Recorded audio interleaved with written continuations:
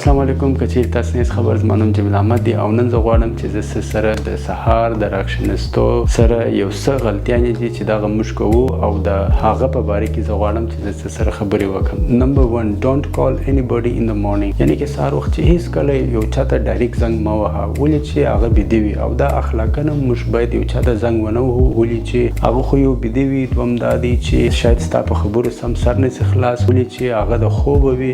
نو د دې بهتره طریقه دا هغه ده چې اول لواره یا میسیج ورته وکړه چې زه غواړم چې زه ستا سره خبرې وکړم. هر وخت کې چې زما میسیج ولیدي نو بیرته ماته کال راته وکړه، نو زه ستا د کال په انتظار یم.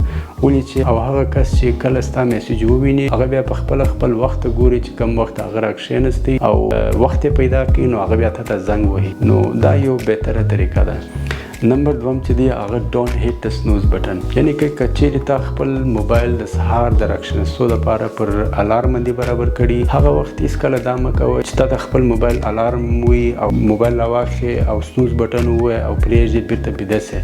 دغه وخت چې دی دغه وخت ستا مقابله ده چې ته غواړې چې راکښېنې او که ته غواړې چې بیده سې. نو هر کس هغه غواړي چې دغه وخت بیرته بیده سې، ولې د بدن چې دی بالکل ګرم وي پر ځای باندې وي، نو دی غواړي چې نور خوب پسې وکړي. دغه عادت ما هم در مخه درلودی چې زما موبایل به الارم وویل، موبایل مې راواخیستی، سنوز بټن مې ووایي، بیرته به مې کښېښوي، بیا به بیرته بیده شولم. نو د دغه غلط عادت څخه هر وخت به زه پر وخت باندې نه راکښېنستلم. بیا ما دغه یو ټریک زده کړی چې موبایل به مې پر الارم باندې سیټ کړي، نو په بله خونه کې به مې کښېښوي چې سهار به موبایل الارم ووالي او زه به راکښېنستلم د یوې خونې څخه او بلې خونې ته ورغلم، ولې زه به مجبوره شولم نو موبایل به مې راواخیست. نو دغه به زما یو بهانه وه د سهار وختي د راکښېنستو. پنځم دا دی ډونټ ګیټ ریډي ان د رش، یعنی کې خپل ځان دپاره چې هر وخت ته یو لباس اغوندې سهار مهال، هغه وخت هېڅکله په ترواري کې مه اغونده. ولې په دې وجه چې سهار وختي چې ته راکښېنې شاید یا ته وخت نه لرې یا شاید ته بدخواه یې، نو بس ته راکښېنې چې هره جامه دې واغوستله، هر شی چې تا واغوستل، نو چې ته راکښېنې نو هغه وخت ته په تروار کې نو ته خپل په لباس پسې ګرځې چې ستا لباس چیرې دي یا بوټونه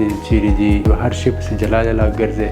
نو د دې بهتره طریقه دا ده چې د شپې د بجېدو در مخه باید ته خپل لباس خپل ځان دپاره تیار کښېږدې، ولې چې هغه وخت ته یو وخت هم لرې، ته پر قراره سره خپل لباس خپل ځان دپاره راخیستلی سې او ته خبر یې چې ته سهار چې کوم ځای ته ځې ته باید سره کوم لباس واغوندې. نو هغه لباس ته خپل ځان دپاره د شپې د بجېدو در مخه د ځان دپاره تیار کښېږده. که ته سهار راکښېنې نو ته به سرګردان په تروار کې نه یې چې ته خپل لباس خپل ځان دپاره پیدا کړې. نو که ته چیرې سهار راکښېنستلې نو ستا لباس به تیار کړو چې ته به ډایرکټ خپل لباس راواخلې او وابې غوندې په تروار کې به نه یې، نو خپل لباس به دې معلوم وي.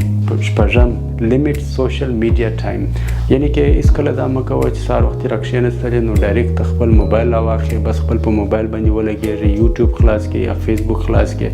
دغه رقم په سوشل میډیا باندې لګېدل یو خو دا دی دا ستا وخت تر ضایع کوي، او دوم دا دی ستا د سهار آغاز چې دی هغه د سوشل میډیا سره شروع سي. ولې چې پر سوشل میډیا باندې تاسو خبر یاست چې اکثره داسې نیګیټیو خبرونه وي چې هغه ستا زړه در خرابوي، یا مثال تا ته ښه د ژوند امید نه درکوي، تا ته ښه د یو ورځ امید نه درکوي. ولې چې په سوشل میډیا باندې اکثره نیګیټیو شیان وي نو هغه ستا پر سهار باندې غلط تاثر اچي. نو بهتره د هغه طریقه ده چې سوشل میډیا هېڅکله مه راخه، هغه کارونه وکړه چې ستا سهار په یو ښه طریقه سره شروع سي. یعنی کې که چیرې ستا سهار په غلطه طریقه نیګیټیویټي شروع سي نو ټوله ورځ به دې نیګیټیو ځي. سهار دغه اول قدم دی، دغه اول قدم باید ته په ښه پوزیټیویټي واخلې او په ښه طریقه سره واخلې چې ټوله ورځ دې کامیابه ولاړه سي. نو دغه زما د نن ویډیو وه. نو خدای دې وکړي چې ستاسې دغه زما ویډیو خوښه شوي. بیا به پر یو نوې ویډیو ګورو. دا ګړی د خدای په امان.